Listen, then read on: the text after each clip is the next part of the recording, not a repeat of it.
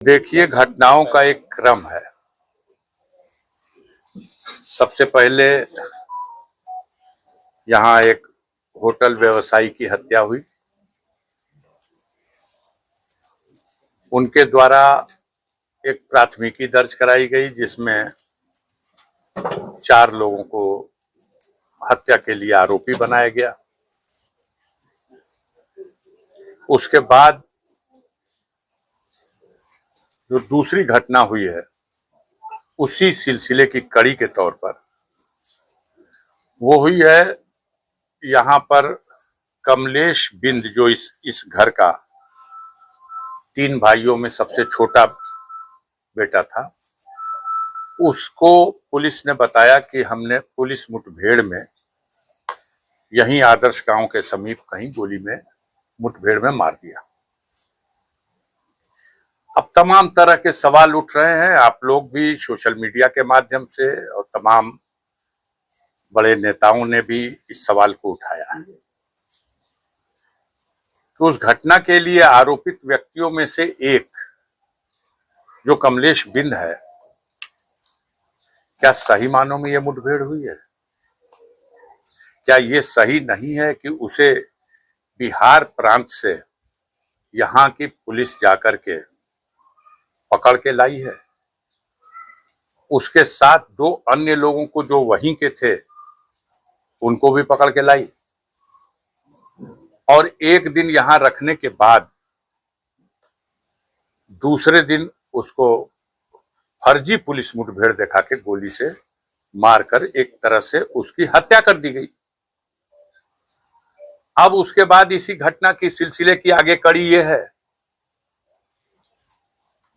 जब फर्जी मुठभेड़ दिखाई गई आक्रोश स्वाभाविक था। दूसरे दिन पोस्टमार्टम की कार्रवाई संपन्न करने के बाद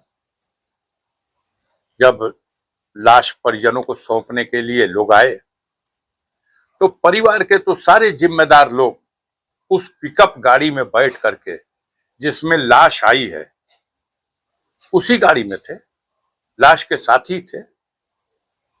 हमें तो बताया गया, जो सत्य भी यही है और ये भी सीसीटीवी फुटेजेस से प्रमाणित हो जाएगा। प्रशासनिक अधिकारियों के, उन्हीं पुलिस वालों के किसी गाड़ी का, वाहन का एक ड्राइवर, उसने इस घटना को इस ट्विस्ट कर दिया।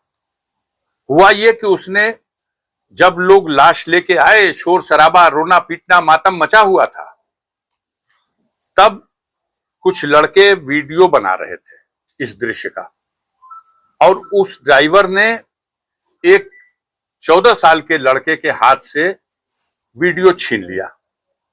जब उसने वीडियो छीना है तब उसके बाद उसी लड़के के साथ जो 2-4 और लड़के थे, कौन 12 साल, कौन 14 साल, कौन 13 साल, इन लड़कों ने ढेला चला दिया। परिवार के जिन लोगों को इस घटना के लिए नामित कर दिया गया और धमकी दी जा रही, रासुका लगा देंगे, और 100 और लोगों को, जैसे लगता है कि अब इस बिंद समाज के लोगों को इस व्यवस्था में अब समाज में जीने का अधिकार नहीं देने देंगे। घर में घुस करके शमशान घाट से जो उसकी चिता को अग्नि दे रहा है उसको आप उठा लेंगे, उसके घर में घुस करके महिलाओं को मारेंगे, उसकी विधवा को मारा है, उसकी मां को मारा है, उसकी दादी को मारा है, सारा सामान तोड़ के कूच के फेंक दिया गया है। अन्याय अत्याचार की पराकाष्ठा हो गई।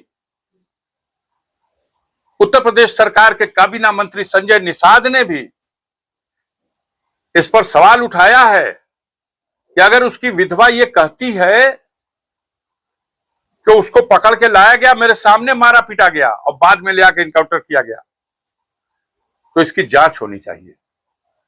जांच कैसे होगी? क्या एसडीएम साहब, एडीएम साहब और मजिस्ट्रेट साहब से जांच होगी? तो ये तो एक प्रक्रिया है कि किसी की भी मुठभेड़ में मौत होगी, पुलिस कस्टडी में मौत होगी, जेल के अंदर मौत होगी, तो उसकी एक मजिस्ट्रेटियल जांच बैठा दी जाती है, खाना पूर्ति करने के लिए, कमियों को लुकना फिलअप करने के लिए जांच होनी। उसके भाई ने जो तहरीर दिया है उस तहरीर का मुकदमा भी पंजीकृत करा लिया जाए और उस मामले की जांच सीबीआई को सौंप दी जाए। तीनों घटनाओं की जांच दे दीजिए सीबीआई को।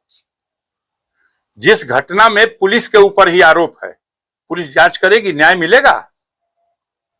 आप उस हत्याकांड की भी, जो हत्या हुई है राय साहब की, उसकी भी जांच, और जो ये कमलेश बिन की मुठभेड़ की कहानी है इसकी भी, और जो उसके गांव में पुलिस पर पथराव हुआ है या उसके घर में घुस के पुलिस ने जो मारपीट और तांडव किया है, इसकी भी जांच सौंप दीजिए। केंद्रीय जांच ब्यूरो को हो जाने दीजिए निष्पक्ष जांच।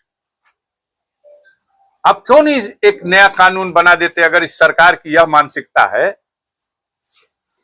कि कोतवाल साहब और एसपी साहब ही तय कर देंगे कि किसको क्या सजा दी जाए, आप एक कानून बनवाइए, संसद में बनाइए, विधानसभा में बना दीजिए कि उत्तर प्रदेश में न्यायपालिका की जिम्मेदारियों से मुक्त कर दिया जाए और कोतवाल को ही न्यायिक अधिकारी बना दिया जाए, एसपी साहब को ही हाईकोर्ट का चीफ जस्टिस का अधिकार दे दिया जाए। यही लोग तय कर दें कि किसके पैर में गोली मारनी है, किसको छाती में गोली मारनी है। यहां जो ढेलवास की घटना हुई, इसका इनपुट क्यों नहीं मिला था पुलिस को? क्या कर रही थी यहां की सीआईडी और एलआईओ? जो होटल पे मर्डर हुआ उसका इनपुट क्यों नहीं मिल रहा था पुलिस को?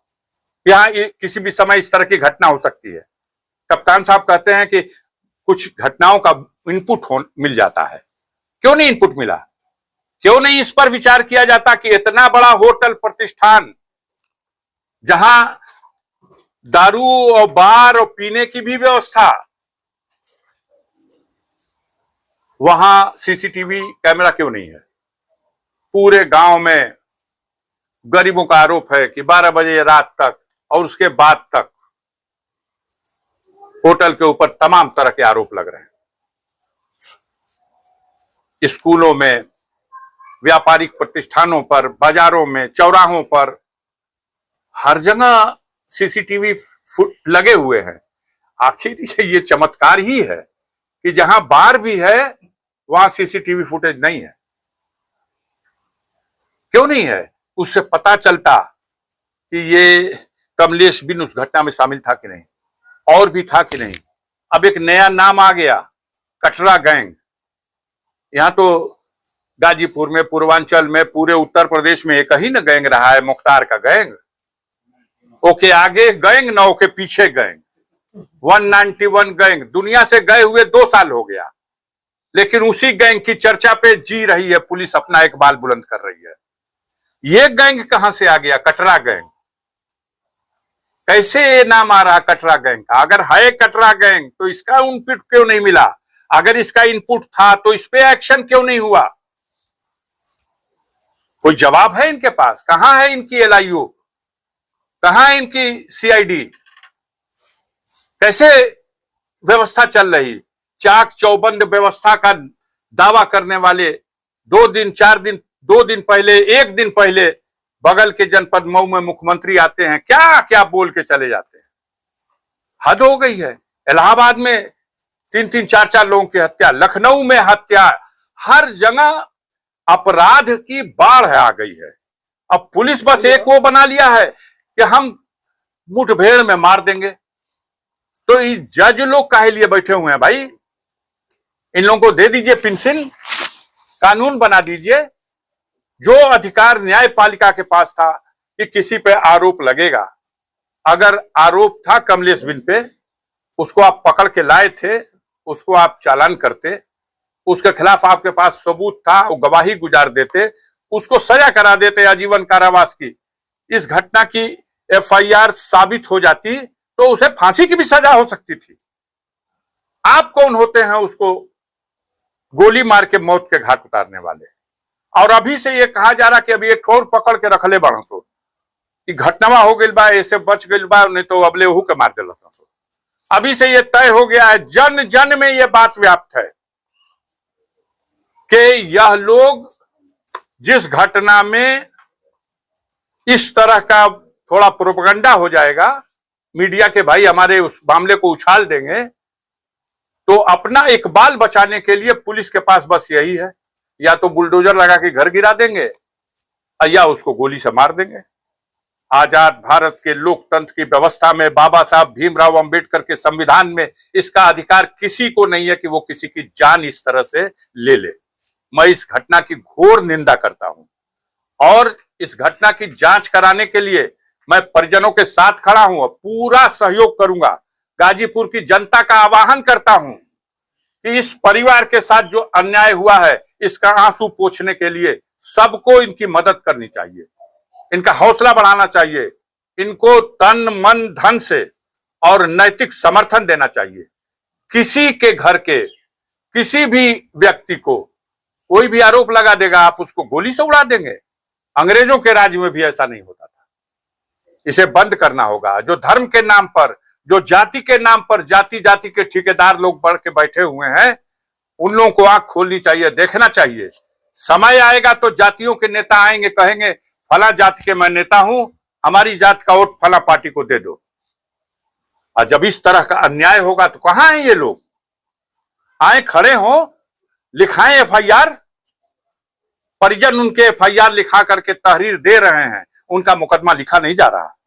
लिखाएं, जांच कराएं, तब मैं मानूंगा कि आप अपने समाज के साथ खड़े हो, और नहीं अपने पद और अपनी सुविधा के लिए अगर सत्ता की कतार में खड़े हो तो समाज आपके चेहरे से सच्चाई का निकाब उतार देगा। इस बार ये बड़ी घृणित घटना हुई है, बहुत अफसोसनाक घटना हुई है। मैं इसकी भर्त्सना करता हूं, निंदा करता हूं, व्यक्त करता हूं और इस पूरे परिजनों के साथ इनके दुख में शामिल हूं। हाई कोर्ट ने एक टिप्पणी किया है कि जो यूपी की पुलिस है वो संविधान के अनुसार नहीं बल्कि सरकार के अनुसार। अब आप सोच लिए, माननीय उच्च न्यायालय इलाहाबाद के जज ने ये कहा है, मालूम किसके लिए कहा है? संजय प्रसाद जी के लिए कहा है, जो माननीय मुख्यमंत्री के माने उनके काम को संभालने वाला सबसे नंबर 1 जिम्मेदार व्यक्ति है, जो गृह विभाग का मालिक है, उसी के लिए बात कही गई है। मनमाना गैंगस्टर लगाना, अदालतों का आदेश न मानना, जिले में बैठे हुए अधिकारी कुछ देर तक तो कोशिश करते हैं कि कुछ संभल के कार्रवाई हो, लेकिन ऊपर से ऐसे हथौड़ा बजाया जाता है कि जैसे लगता है कि जिले के अधिकारियों ने अपनी मानसिकता ही गुलामी की मानसिकता बना ली। सौगंध इन्होंने खाई है उस संविधान की, लेकिन वही बात आज हाईकोर्ट ने कही है कि संविधान के प्रति, कानून के प्रति वफादारी न होकर के सत्ताधारी दल का, उसकी इच्छा का सम्मान किया जा रहा, और बहुत ही निंदा करते हुए और आर्डर भी पास किया है और उनके लिए लिख दिया ये भविष्य में भी कभी इनको कोई जिम्मेदारी का पद दिया जाए कि न दिया जाए। अफसोस की बात है, कई कई अधिकारी लखनऊ में बैठे हुए हैं जो कई कई साल पहले रिटायर हो गए, लेकिन हुक्म के गुलाम हैं, इसलिए आज भी सत्ता के गलियारों में बैठ करके जिलों में बैठे हुए अधिकारियों से वसूली भी कर रहे हैं और मनमानी भी करा रहे हैं।